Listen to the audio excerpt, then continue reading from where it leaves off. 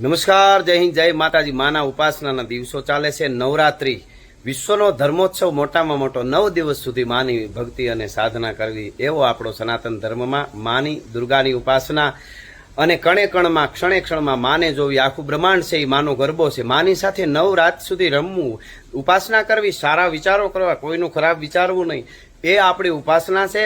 પૃથ્વીનો આખો ગોળો, ખાલી ભારત નહીં, આખા વિશ્વનું માં કલ્યાણ કરજે, હરીભરી વાડી રાખજે બધાયની, એવી લોકો ભક્તિમાં પ્રાર્થના કરે અને બધાય ફલે ફૂલે. અને જગદંબા બ્રહ્માંડ ભાંડોદરીની હારે ક્ષણે ક્ષણમાં અને કણે કણમાં માં દેખાય. નમો બ્રહ્મ શક્તિ મહા વિશ્વ માયા, નમો ધારની કોટી બ્રહ્માંડ કાયા, નમો વેદ વેદાંત મેં શેષ બરની, નમો રાજકા રંક પે સત્ર ધરની, એવી જગદંબા દેખાય. એવો આપણો આ ઉજળો પર્વ, હજારો વર્ષથી ચાલતો આવતો પર્વ.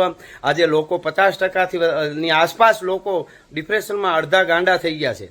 એનું કારણ મનને સ્થિર નથી, માની ઉપાસના નથી. આપણી ઉપાસના એ હતી મન નું શુદ્ધિકરણ થતું હતું. મનનું શુદ્ધિકરણ હોય તો શરીરનું શુદ્ધિકરણ રહીએ.